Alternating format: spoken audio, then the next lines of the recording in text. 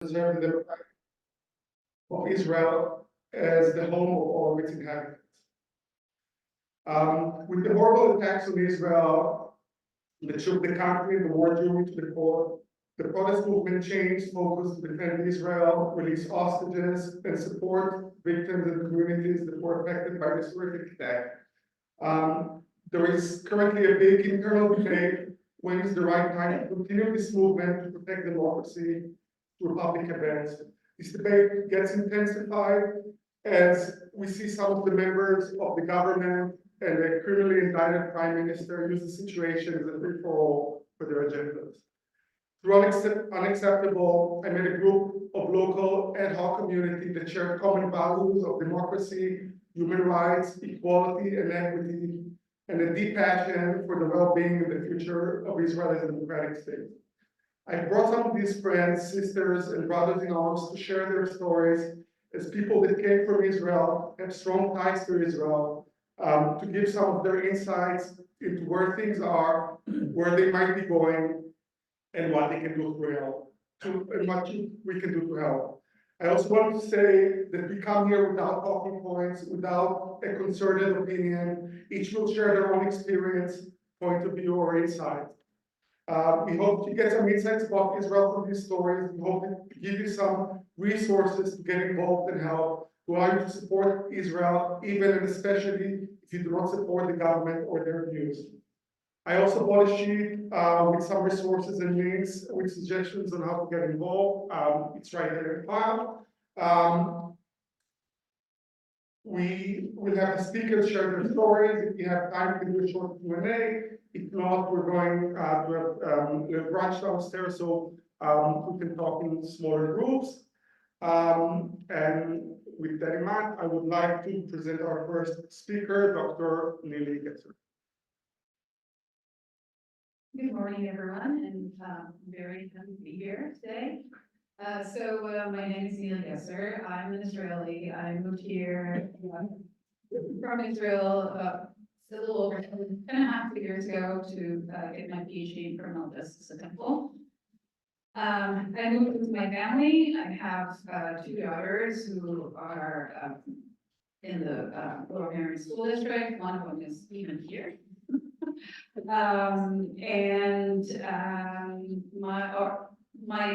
My husband is also Israeli. Our extended families are still there.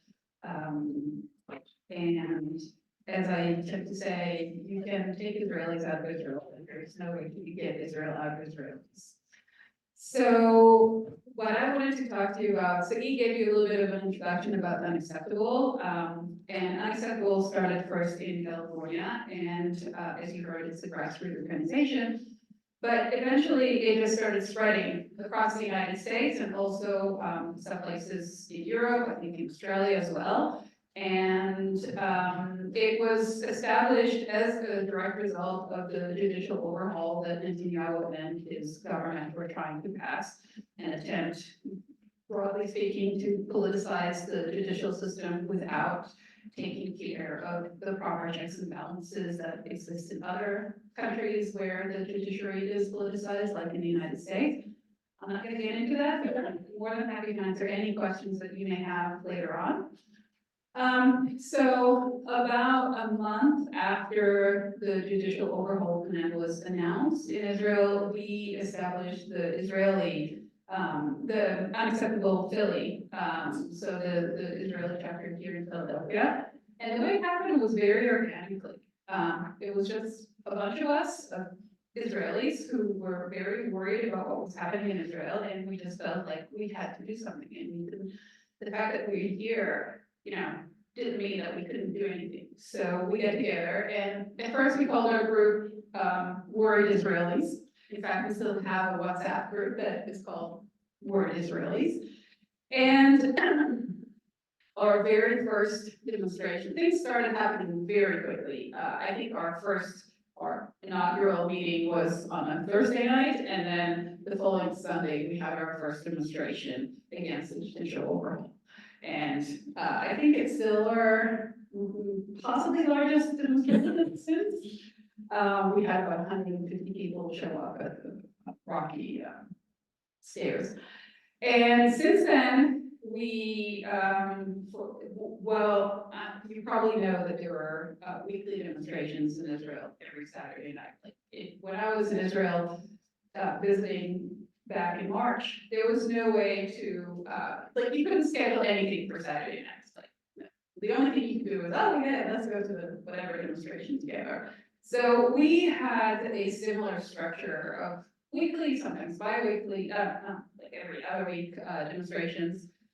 And I think our biggest achievement as a movement here in Philadelphia is the fact that at some point we started demonstrating against the funder of the Kohelet Institute, who were the think tank that sort of orchestrated the whole judicial role for the government in Israel. Kohelet is in Israel, but the funding came from the US, from the SIG, Susquehanna International Group, headed by Arthur Dunchik. And so we consistently demonstrated in front of the offices there and, in the vicinity of his house here in Gladwin. And we finally got him to pull his funding out of the Kohelet Institute, which I think, I'm not even sure at the time we realized what a big deal it was, but we've just been told since then that this has been very significant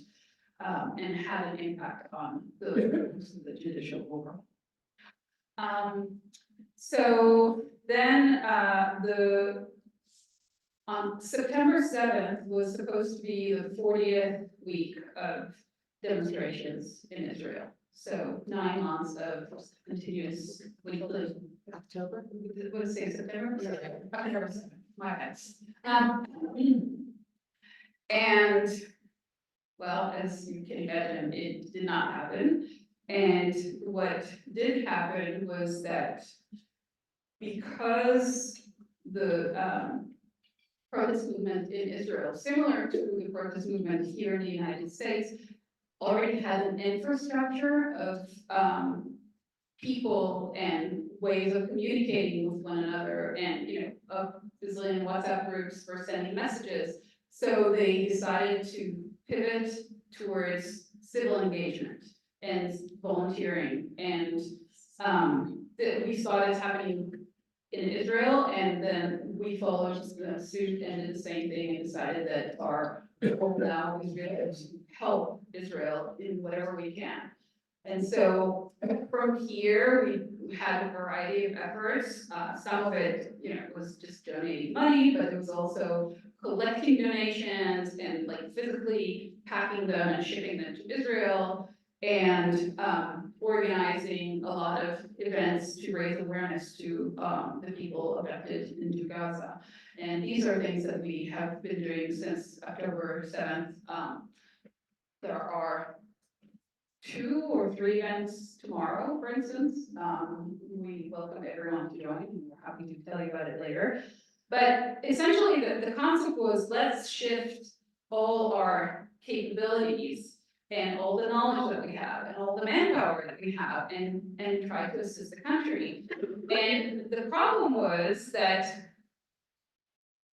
it was just, at some point, we realized that all these civil organizations were replacing government, and the Israeli government has just been dysfunctional. And my friend Karen is going to speak more about it later, but I'll just tell you a little anecdote from a friend of mine. Talking to a friend who lives in Jerusalem, and he all of a sudden interrupted our conversation and said, "Excuse me, I need to deliver some laundry." Like, wait, what? What do you need to cook? So he said, yeah, well, you probably know that people from the Gaza envelope have been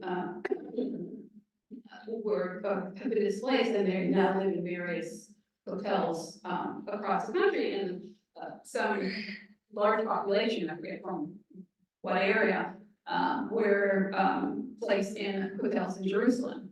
And so rather than the government just buying a few washers and placing them in a hotel room, in a hotel, my friend and a lot of people in his neighborhood just volunteered to do the laundry for these displaced people. So this is the level of dysfunctionality that is happening in Israel. And you hear it all the time. And it's incredible, like the amount of military equipment that we got sent from here to Israel just because the army wasn't doing it and the government wasn't allocating the appropriate funds.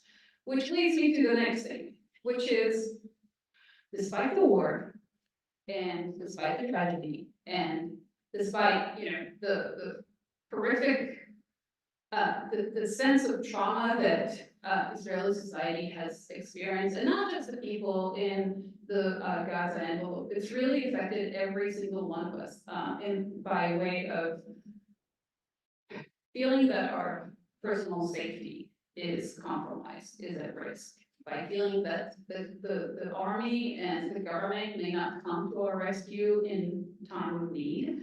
And despite all that, the government refused to step down. And not only that, but they keep passing laws and bills that reflect a very distorted set of priorities. So rather than providing funds for the army, or rather than compensating all the soldiers who have, some of them have been on reserve duty for 90 days and more, rather than helping their families, because they all have families, wives, kids, they need help assistance too, because there's no provider there. There are independent military reservists that their businesses are about to collapse. So rather than doing all that, the government still keeps diverting funds to all the religious organizations and the religious ministries. And recently, this is like just this past week, the government is presumably trying to pass a new draft law that, instead of equating the burden between secular and religious Jews, is extending significantly the military service for secular Jews. So instead of serving for 3 years, for example, this is just one of the amendments. They will be serving, request to serve for 36 months. The age when you finish your reserve duty is has gone up. So, you know, a whole set of proposals that has really angered, especially the reservists themselves. So, back, and I'm finished with this. There is slowly a growing movement that is renewing the protest, and this time the protest is very focused against the government. It was not before. When we were demonstrating here, and I didn't say this, but our group is from across the political spectrum, so we never demonstrated specifically against the prime minister or against the government. It was really against the judicial overhaul. Now it really is a direct request to have elections. Doesn't have to be now, it can be in a few months, but this government needs to step down. And this is a growing movement. Demonstrations started just like I said, maybe a month or two ago, but recently one of the major forces in the protest movement against the judicial overhaul, called the Kaplan Force, decided to join and call all of its volunteers to join the protest to call for elections now. This works. Hi, everyone. My name is Naya Lowenthal. I live in Bala Kinwood. I'm a single mom of 2 teenage girls who go to LM. As opposed to Sagi's kid, they don't have a tournament, they're just sleeping. And so I have 0 excuses, I guess, in their defense. They have heard what I'm about to tell you several times by now, so they get to keep sleeping. I grew up kind of half-half. I went back and forth between the Philly area in Israel for my entire life. So I spent part of my childhood here, which is why you can't hear the accent. But I did most of my schooling in Israel. I did the army and then my bachelor's and my master's in Israel. And I came back here for my PhD later in life.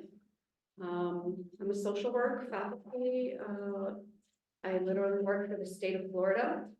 But in 2020, when things moved remote, I switched gears and I ended up here, which is my US home and my support system, and all of these wonderful friends that I have met along the way since I have been here, through Unacceptable that Media was telling you about. The reason I was kind of asked to come here today and share my story is because on October 7th, in the morning of October 7th, I happened to land in Israel. I think the plane before last that landed before they started diverting the rest of the flights to, I think, Cyprus and Greece. They diverted our flight, but they only made it go around and land in a different way because of the excessive amount of rockets that were being fired, and particularly, obviously, targeting. They don't get that far, but they do attempt to target the airport when this happens. Believe it or not, this was actually the second time landing in Israel into a rocket attack. But I think this was the first time we had internet on the plane. And so on the morning of October 7th, around 7:30 a.m., a little bit before we landed, a bunch of us started getting WhatsApp messages, we started getting notifications, a few of us bought the full internet package and started watching the news, and so the entire plane was on the news. Are we going to land? Are we not going to land? What on earth is going to happen now? And about an hour in, the majority of us had already realized that this is going to be a full-blown war. Because I am a single mom and my kids were here for the first time ever as teenagers alone, I will tell you that I was actually hoping not to land. I was hoping that we would be diverted and that I would be able to make my way back home. That did not happen. We landed. So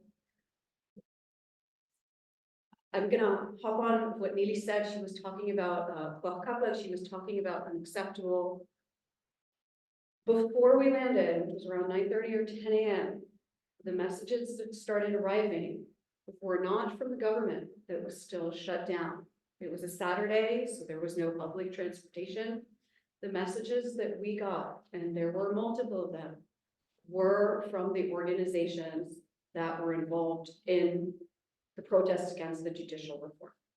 And the messages pretty much said this: everything is over. Put on your uniform. We are at war. Get to your basics. So within these couple of hours, even before I landed, I had already learned that my brother was supposed to end his reserve, turning 40, just turned 40 this January, was called up yet again. And by the time I landed, pretty much everyone I knew, it's the age range, those who were older, those who were not supposed to be serving in reserve. So, yes, I'm 43. Reserve ends at 40, or it did until a few days ago when 45 for officers, where there is a proposal that it would be extended, I think, until 46. But nonetheless, everybody, that is kind of my generation and definitely younger, just put on their uniforms, grab their go bags, which isn't like a movie spy thing. It's an actual thing that people have in Israel. For those of you who haven't been, they grabbed everything. And they, started organizing carpools to get to the base because, again, no public transportation in Israel. And so, on that day, right as I landed, my mom actually insisted on coming to get me from the airport. She came from Haifa. So despite all the sirens and alarms, despite all the sirens and alarms, she decided she was going to drive and she was going to come get me from the airport because it's enough that I'm landing. I shouldn't be landing into this. And she did, in fact, come get me from the airport. She waited until I landed to tell me that my brother was called up. And I actually managed to see him on the way back from the airport. to our house. We were able to stop at his kibbutz. He lives in a kibbutz somewhere near Haifa, and we were able to stop there, and I was able to see him for about 15 minutes before he got into his car, and left. For my brother was in reserve for 90 days. Lost, I can't tell you how many friends. And during those 90 days, on the one day that he was home, his partner got severely injured.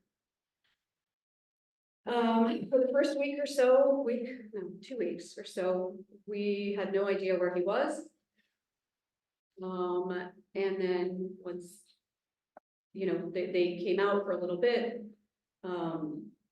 you know, we were kind of able to connect. But for 90 days, for the most part, I had no idea what my brother, any of my friends, cousins, my girls' cousins, we really had no idea where they are or if they were okay.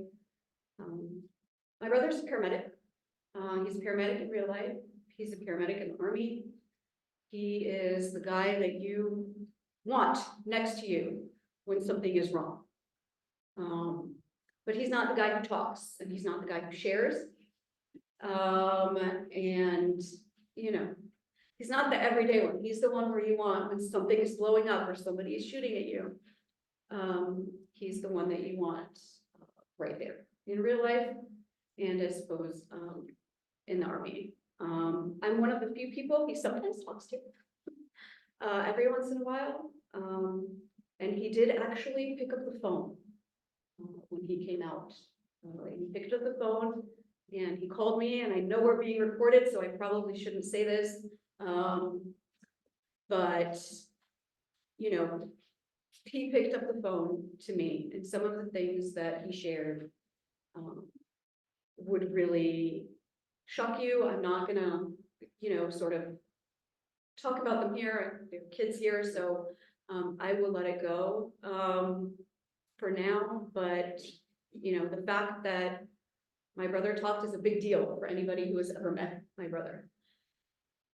You know, it took me 5 days to make my way back to the United States, to my girls, whose dad lives in Israel. He was also called up to reserve. So we were trying not to alarm them because they were really kind of on their own. But it did take me 5 days to somehow get from Israel to here. And I did it, and I was very torn. Because on the one hand, I wanted to stay and help, and on the other hand, I'm a single mom and my kids are here. So simultaneously, we started, of course, hearing about anti-Semitism in the United States. But none of that was really, you know, we didn't get to any of that until much, much later. On October 7th, we spent the day waiting for people who we lost contact with in Be'eri and in Oz to see if they were going to make it out alive or not. We spent time on the phone with a close friend of the family whose daughter and 4 grandkids were trapped for many, many hours. They did make it. Many others didn't. My brother's 23-year-old partner in a paramedic course that they do did not make it. And many others that we were waiting to hear from on October 7th. Just unfortunately, either didn't make it or ended up, you know, with wounds that will not heal. And so I just came to share my personal story from October 7th. The Q&A, I know we don't have a lot of time, so I'm gonna wrap it up. But in the Q&A, you know, happy to answer any questions and obviously tie it to what we've been doing since, which has all been through UnXeptable and the organizations that we collaborate with in this room. Hello, my name is Amirai Shneimar. I'm Israeli kibbutznik. Yeah. Like this? Yes. Right. So I grew up in kibbutz. My mother is American, so you can believe from my accent, but I'm American. And I didn't need to marry my wife Corey to get the American citizenship. My father is a Holocaust survivor.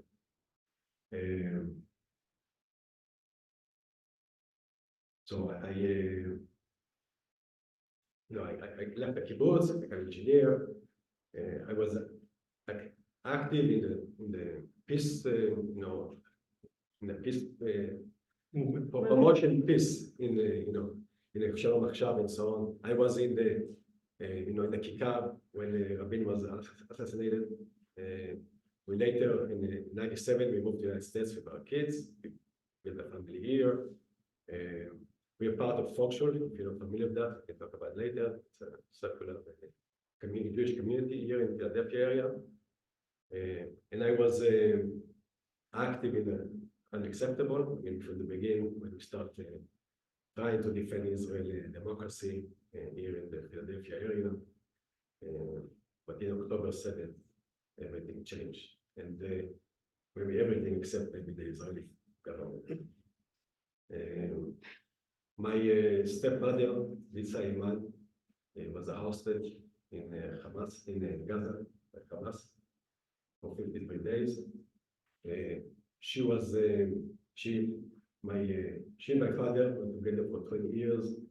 She passed away 7 years ago, but our family see us as we are part of, we are the same family, and our kids, and my brother, I have 2 brothers. They all get kids for their grandmother or something anymore. So she is our family. She have 4 kids of her own, and 2 of them live in the hotel.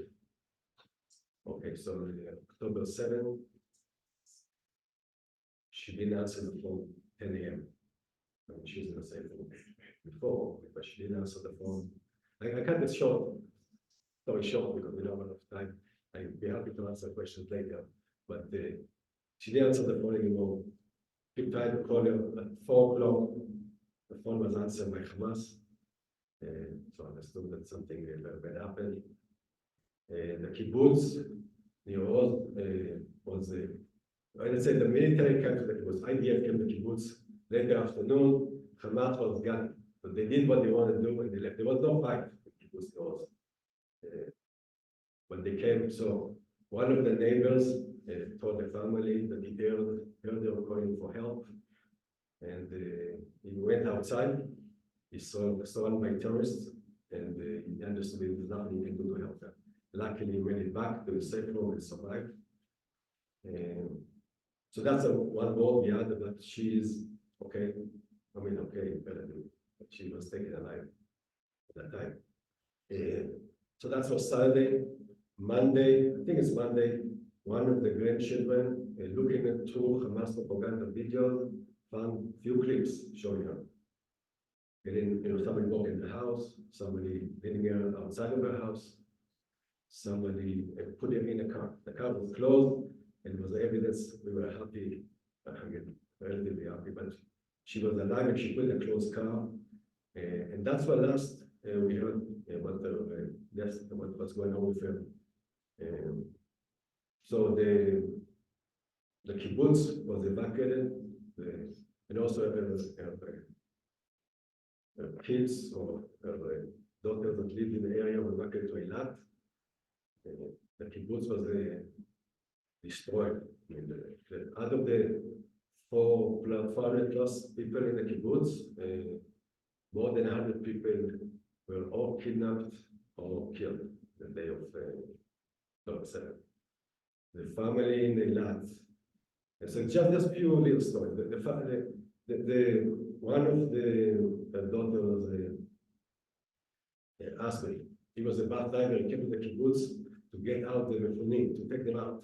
And the things that he saw there, he told us he was devastated. He was still in trouble for what he saw a day after he was the place he was in, personally.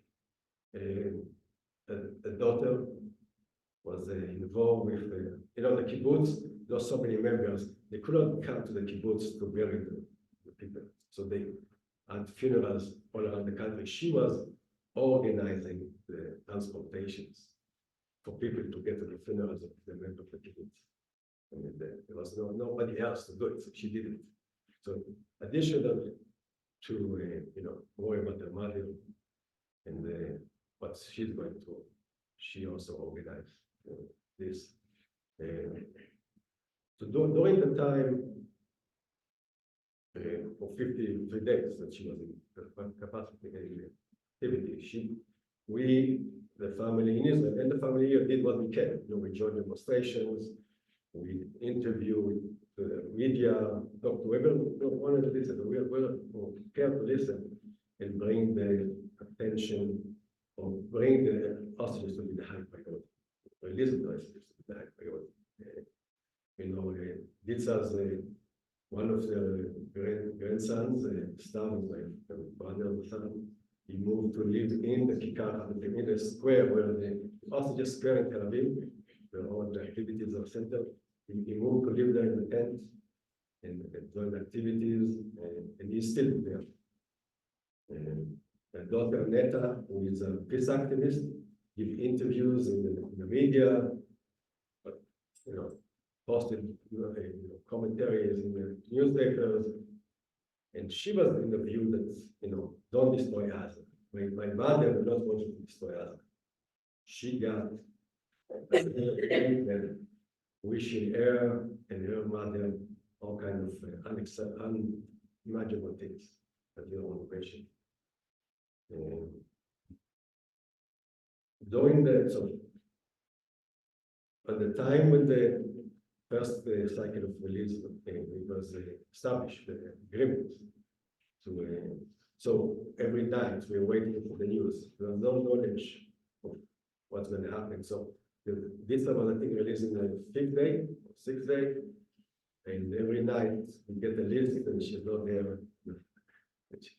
And finally, she was on the list. This is the first time we actually get confirmation she's alive, because we didn't know anything.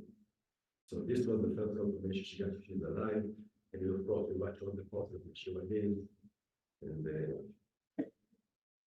this was a big relief to us, and I cannot imagine the people who are still there. Now, a little bit about Disa. We talked to Disa at the night. At the night she was released, they put her on the phone with us, and the first thing she asked is how we are doing. He's calling back from Australia. She was in Australia on October 7th. So she was worried about us. She was taken, so just few parts. Somebody took her from her mother and safe room, put her outside in order to I guess, loot the house and finally get find. She tried to hide in the bushes. She's 84 years old. She tried to hide. Hamas found her and put her in the car. On the way out, she saw a lot of tourists, Hamas members, around the kibbutz, swarming the kibbutz. The kibbutz was not yet on fire. There's no a lot of shooting. So she didn't have a clue what's happened in the kibbutz. She all this 50 days captivity, she had no idea what was the damage or who else. She was held by herself in an attic of somebody's house. No electricity, no medication. You can imagine when she's very 84-year-old, we need medication, and basically just a routine of the days get short and there's no electricity, so in Gaza everything is dark. Get to know. Everything is dark, so the day is short, and she had to somehow pass her time. So she survived that. I think after 50 days, they put her together with join a group of people who were about to get released. Actually, she said this is one of these 3 or 4 days that she was around. They put them from place to place, and it was a very difficult time. Every day they might be released or not. It's a very difficult time. She also physically was hard to move from place to place.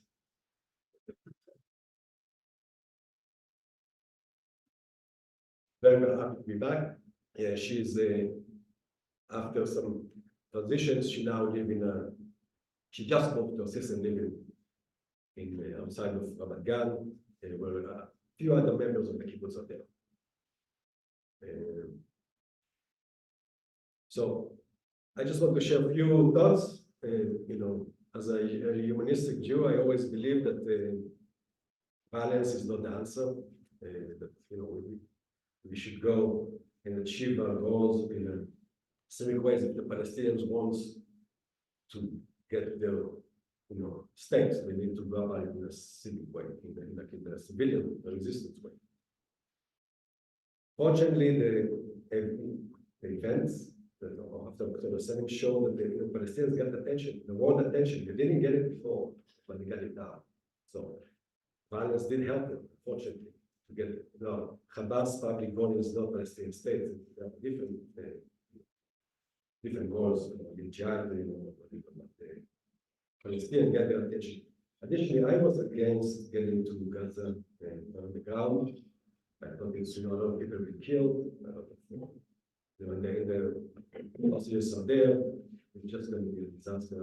But it did lead to the release of the first round of hostages. So the violence may help in that case. Now, nowadays, it's a different. It seems like extra. Now Israel demolished entire Gaza and it's still not releasing the hostages. That question is still there. But if this was the reason, it is the first round of hostages. That's not clear.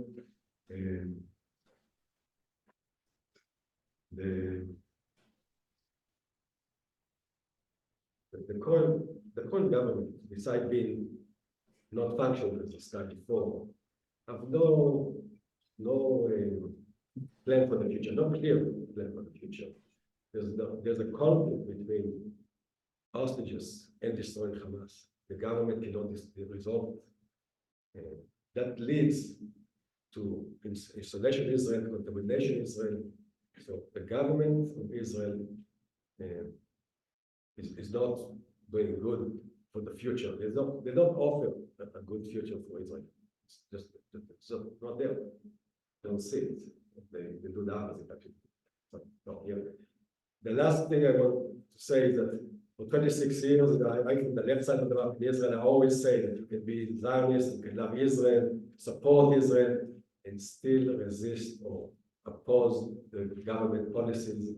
And it's okay for Americans, Israeli, Jews, and United States or around the world to go against the Israeli government. It's not anti-Semitism. It's our right and our duty to say what we think and ensure a better future for our people. And thank you. I will not be kind, then you could have most of my time, so I'll try to be fairly short. Thank you.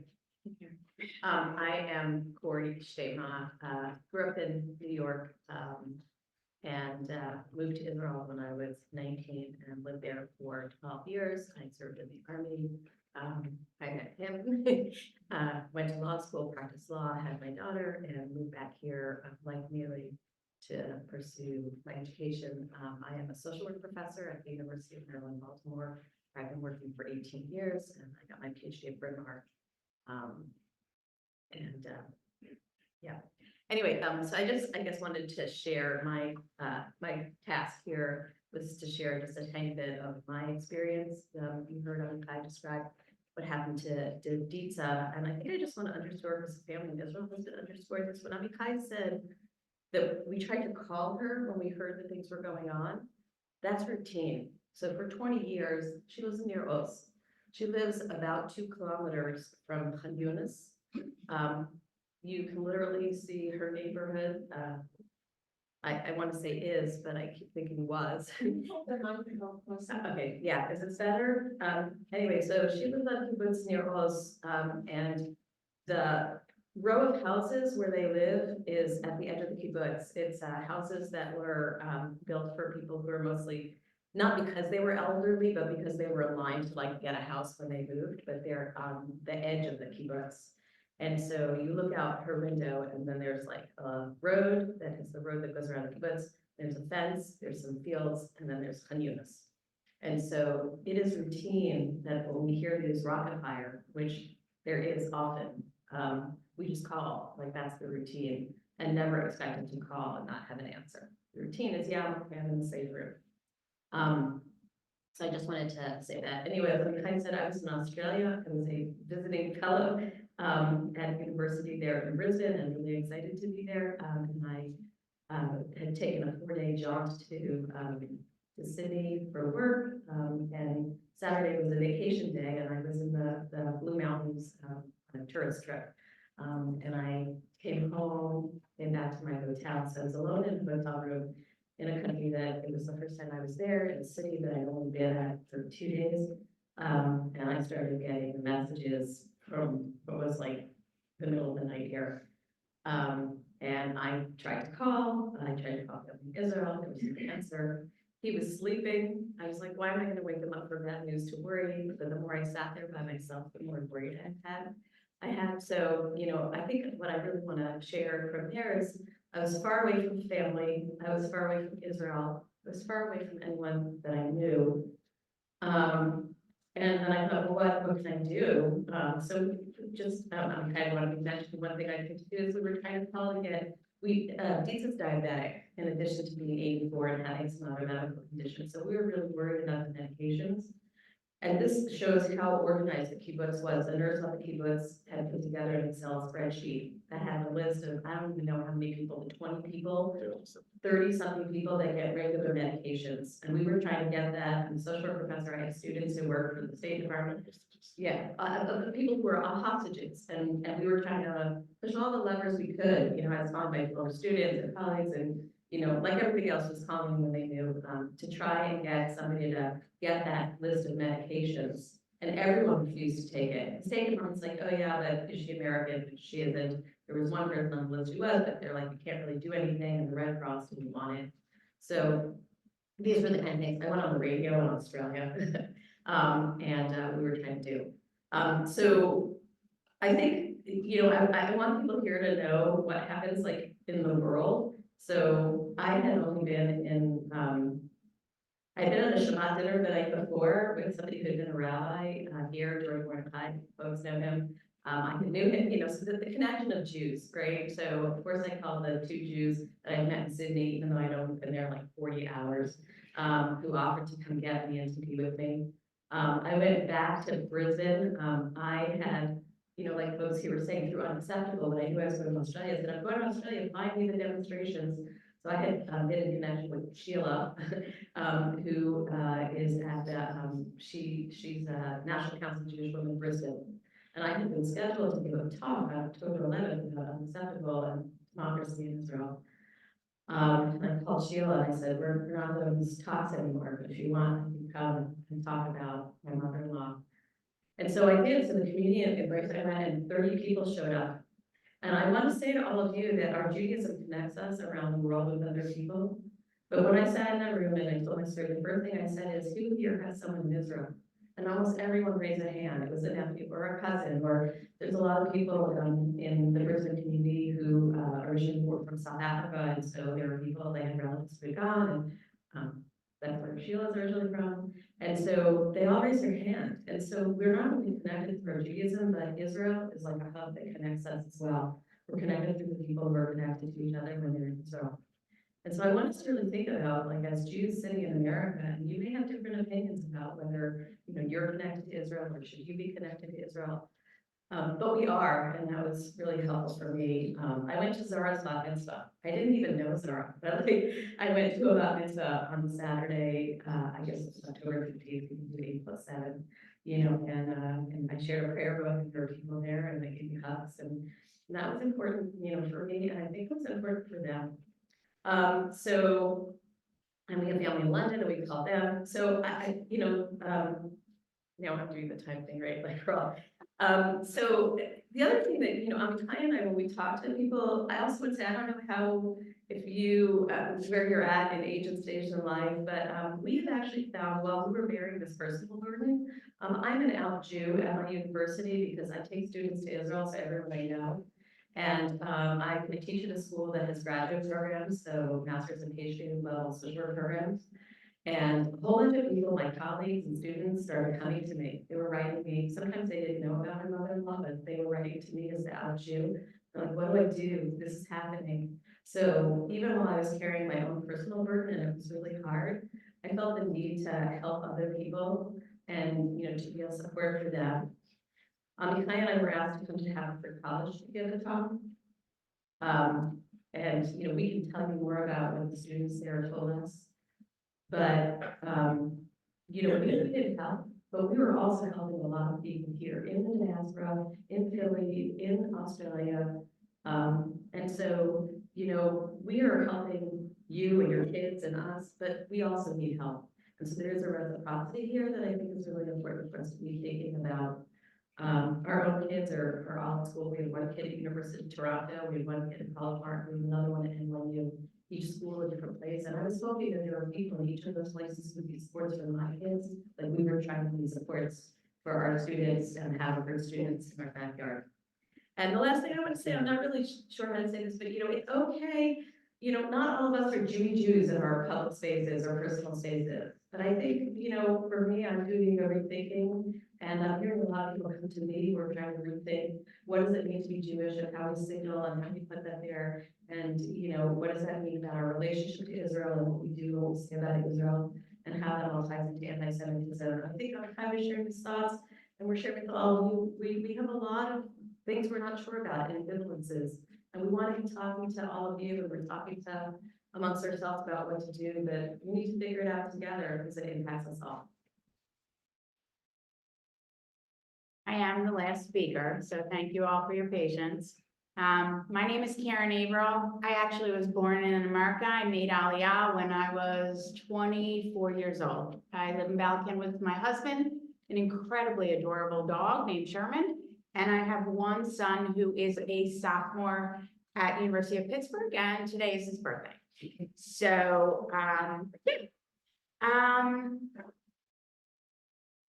today is 127 days since October 27th. It's 127 days that there are still 132 hostages that are in Gaza. We know at least 31 of them are no longer living. We don't know the status of the rest of them. There are many people that believe at this point in Israel, and many of us, that the government is not doing enough to try to get the hostages home. As someone mentioned, I don't remember who it was, but as someone mentioned, there is a dichotomy between trying to bring the hostages home as the priority or destroying Hamas as the priority. The third dimension of that is there is a belief among a lot of people that Netanyahu is prolonging this war because the repercussions for him and his government, once the war is over, will probably almost certainly end his government. That's a difficult thing to hear. It's a difficult thing to think about. Bring them home, which I see a couple people wearing. We all have the shirts, but we're, you know, not all of us wear them. But there are weekly runs and walks. There've been, I don't know if you guys have seen in the news or anything, but our group helps organize, members of our group help organize awareness for the hostages every time there's an event. So we had a car rally that went all through the city of Philadelphia when it was 100 days. There was last weekend, I was in Florida, but they took flowers for 120 days, and they had flowers, different colors for the 1,200 who had perished. The 1,200 people perished on October 7th.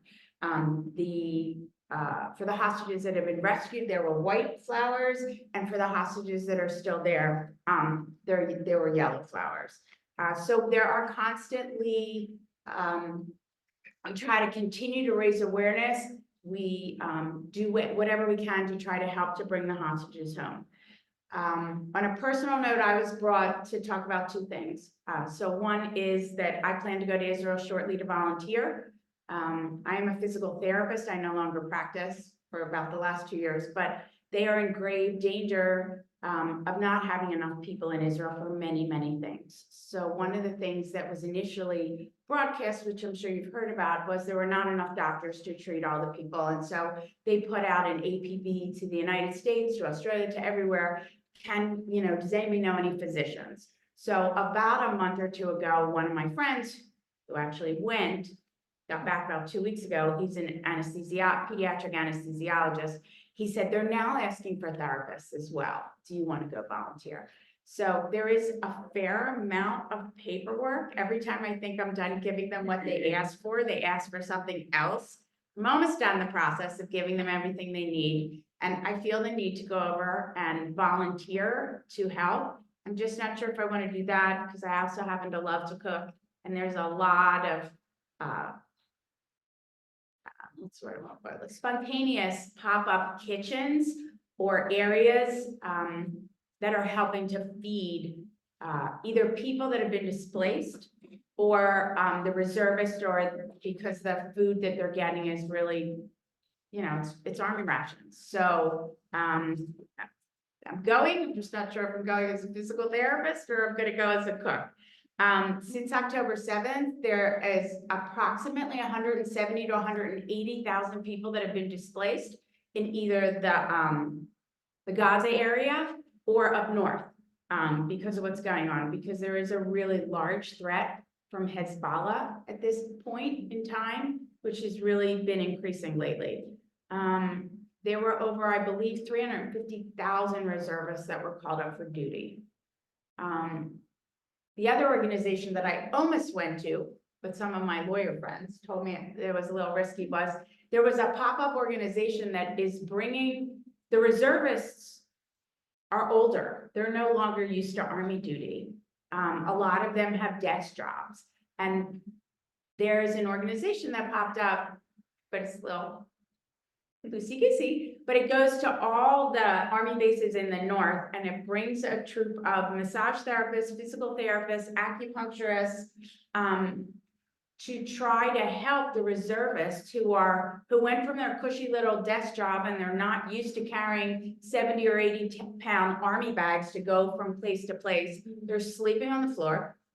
And so they have neck problems, and they have back problems, and they have shoulder problems, and their knees bothering them. So that to me felt a little more meaningful than working in the hospital. So I was torn by that for a little bit, but there was really no, the one in the hospitals is set up that provides protection for how you practice and stuff like that. So, but there's all these different organizations that have grown up grassroots to fill a void that this government did not fill and is still not filling. So as Neely mentioned, Achim B'Chayot B'Neshek, which is Brothers and Sisters in Arms, was the largest opposition group that was protesting against the judicial overhaul. And they pivoted on a dime from being against the government to helping citizens in Israel, citizens and soldiers in Israel. The government, I'm sure you're aware and you've heard in the news, did almost nothing for 8 hours, but they immediately helped and still help transport people to and from bases, provide food and clothing for all the refugees. She mentioned helped organize the laundry for people. Bear in mind that that laundry story is a little more complicated, right? Because the refugees have all been displaced. Their homes have been, many of them, their homes have been destroyed, and there is no time frame on when they're going to be able to return safely to their homes and when those areas are going to be rebuilt. So the feeling of helplessness and hopelessness that a lot of the displaced Israelis have is real. If you put a washing machine, something as simple as putting a washing machine in a hotel, if you're the government, you at least allow them to take back control of their laundry. But that is also something that's out of their control still. The government has not helped them or empowered the refugees in any way. So I just want to say that growing up as an American Jew, because almost all my life I was here until I made Aliyah, and I came back from Israel because my mother was very ill and requested me to come back.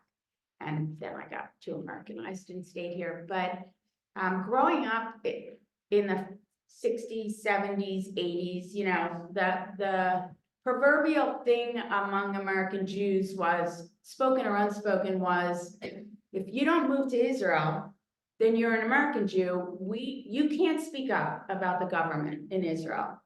All you can do is provide money, right? You can provide money, or you can, speakers could come over from Israel, you could organize a fundraiser to help Israel, you could buy Israeli bonds, but it was absolutely verboten for anybody to speak out against the government.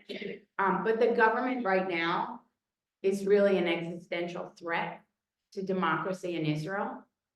And so we're asking people to shift their mind, sort of like what Corey said, and to share your love of Israel, which we all have, but stand up for what we feel is wrong. The government's been incredibly dysfunctional. It should not be, but thank God for organizations like Brothers and Sisters in Arms, it should not be the civilian population's responsibility to feed, clothe, assist, transport, provide. I mean, we received so many requests and sent bags and bags of equipment over to Israel because reservists were being called up and they didn't have protective vests. They had 60-year-old helmets. They didn't have socks. They didn't have underwear. I'm done with that. But I just want to say there's, you know, nothing strengthens authority so much as silence, was what Leonardo da Vinci said. So we really need to act now. We tomorrow have a meeting with, it's in Hebrew, but we have a meeting with a spokesman from Israel who is going to talk to us about how important it is for Americans to speak up and what a role we play to help support Israel, help try to bring back the hostages, and call for elections in Israel. So what can we help? What can we do? Because we really can do. What can you do to help? So there's many different things, and it depends on what your passion is and where your heart is. You can write to letters to the members of our Congress, the House of Representatives, the White House, AIPAC, Jewish Federation locally. You can tell them that you support Israel, and you can let them know your thoughts about continuing to raise awareness to bring back the hostages. Senator Fetterman has been amazing. We regularly write him thank you notes. Thank you for your support, because there's plenty of people that don't write him thank you notes. They are vocal in their hatred of what he is doing. Okay, so support the people who are supporting us. Send them letters of thanks. Attend rallies. There was an anti-Semitism rally back in November. Members of our group helped organize that. We also, in the beginning, when the situations on the campuses were so dire, we had an education group where we helped enable students. We went to protest at Penn, we went to protest at Temple for the students, to help support the students, help support the college students, help promote education. Go on a mission to Israel. My friend just returned from a mission. I belong to Adith Israel, and Adith Israel just took a mission to Israel. They went to bear witness. They went to volunteer. There's missions all over from different synagogues. The Federation has multiple missions. There are other organizations that have missions. Go to Israel, go bear witness, go volunteer. Support Israeli businesses for those who like to shop. There are many different groups on Facebook, on WhatsApp, where you can find Israeli businesses. The economy in Israel has been devastated by this. It relies heavily on tourism. There is no tourism. It's another way that you can help. Join one of the local WhatsApp groups if you're interested. If you have children in Lower Merion School District, there's a WhatsApp group now that has various, whether you belong to BC or your kids go to Welsh Valley, or there's different groups. I am in a WhatsApp group from LMSD Jewish parents, but I no longer have a kid in the school, so it's for alumni, and they tell you about local events in the area, speakers that might be coming to the area. We have a WhatsApp group as part of ours that is it's a silent WhatsApp group that tells you about, also about events in the area, called the War Room. Send donations. to Israel, but if you do choose to send donations to Israel, please be very careful and discriminatory. Do a little research on the group because some of those groups are not exactly what they seem to be. We have some options for you guys as well. And we're also, all of us are available for Q&A. There is the sheet that Sagi prepared. And I'm just gonna leave you with one more thing, because I think it's vitally important that American Jews get more active. So as it says in Pirkei Avot, you're not obligated to complete the work, but neither are you free to desist from us. Israel needs our help, and the time is now. And so whatever you can do to help would be greatly appreciated. Thank you all for your attendance today. We really appreciate it.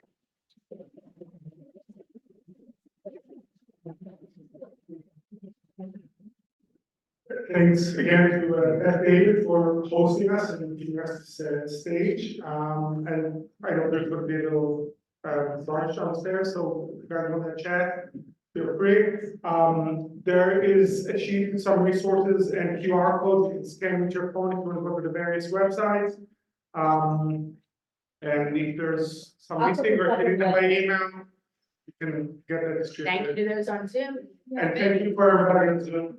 Did anyone check the chat to see if there are any questions? I don't think we have time for questions here. Yeah, right. But we're gonna go to the front. We're like, If someone. Yeah, but if anybody They has- are, then they were.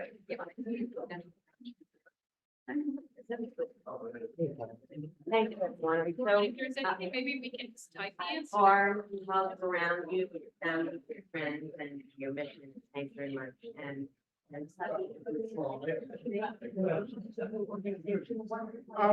links in the back, we're not soliciting anything specific, yeah.